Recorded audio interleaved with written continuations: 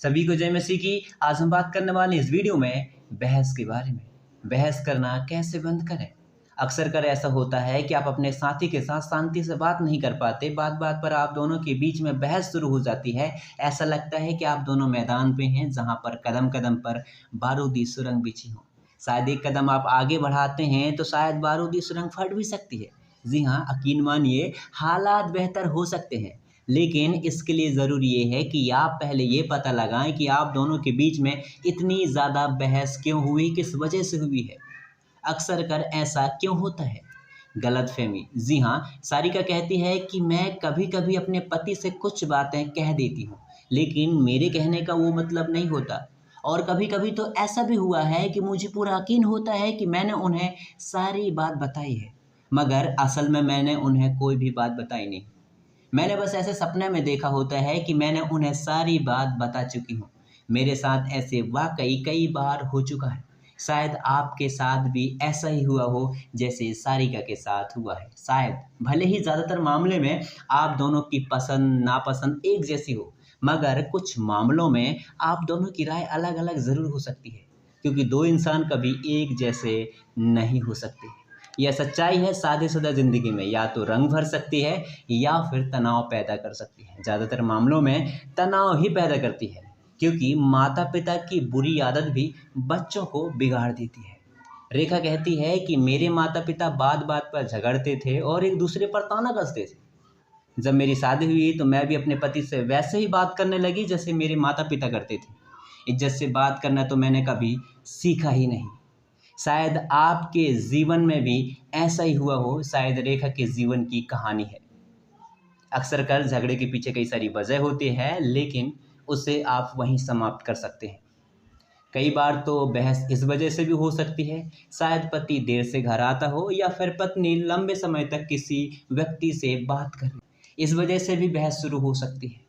कई सारे वजह होते हैं बहस के, इसलिए आप ये सोचिए कि बहस को हमें जल्दी ख़त्म कर देना चाहिए। बहस से शायद आप दोनों की भावनाओं को काफ़ी ज़्यादा ठेस भी पहुंच सकता है। कई बार तो ऐसा होता है कि परिवार बिखर जाते हैं।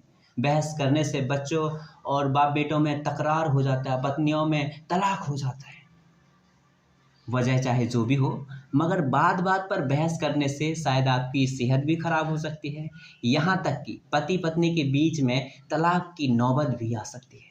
इसलिए आपको बहस करना बंद ही कर देना चाहिए। आखिर कैसे बंद करेंगे? बचने का क्या सही तरीका है? चलिए मैं आपको एक तरीका बताता हूँ। दोनों एक कागज़ लीजिए और उस पर अपने हाल ही में जो हुआ बहस के बारे में लिखिए। शायद पत्नी लिख रही हो या फिर पति लिख रहा हो कि तुमने सारा दिन अपने दोस्तों के साथ बिता दिया और मुझे एक फ़ोन भी नहीं किया।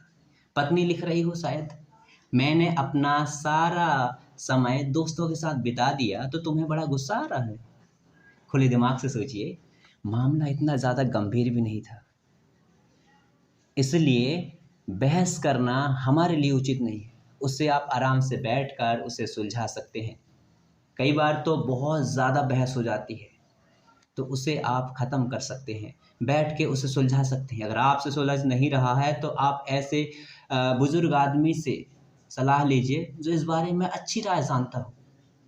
क्योंकि बाइबल में लिखा है, नीति वचन की किताब उसके 17 के 9 में, जो अपराध माफ़ करता है वह प्यार की खोज में रहता है, लेकिन जो एक ही बात पर अड़ जाता है वह जिगरी दोस्तों में भी फूट डाल देता है।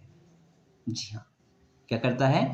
फूट डाल देता है। वहीं अगर आप बाइबल में देखेंगे, कुलुस्सी किताब उसके 3 के 13 और 14 में लिखा है, अगर किसी के पास दूसरे के खिलाफ शिकायत की कोई वजह है तो एक दूसरे की सहते रहो और एक दूसरे को दिल खोलकर माफ़ करो। जैसे यहोवा ने तुम्हें दिल खोलकर माफ़ किया, वैसा ही तुम भी करो। मगर इन सब बातों के अलावा प्यार का पहनावा पहन लो, क्योंकि यह पूरी तरह से एकता में जोड़ने वाला जोड़ा है। क्या करने वाला जोड़ा है? एकता में जोड़ने वाला जोड़ा है। आमीन। क्योंकि हमें सीखना बेहद ज़रूरी है। चाहे आप अपने साथी के साथ टाइम बिता रहे हों, उसके साथ बहस हुई तो आप उसे आसानी से सुलझा सकते हैं। बच्चों के साथ बहस है तो उसे भी आप सुलझा सकते हैं। रिश्तेदार में किसी के साथ बहस है तो आप उसे आसानी से सुलझा सकते हैं। आपको सुलझाने का तरीका नहीं आ रहा है तो आप किसी ऐसे व्यक्ति से सलाह लीजिए जो इस बारे में अच्छी राय जानता हो, अच्छे से सुलझा सके, उससे आप पूछिए।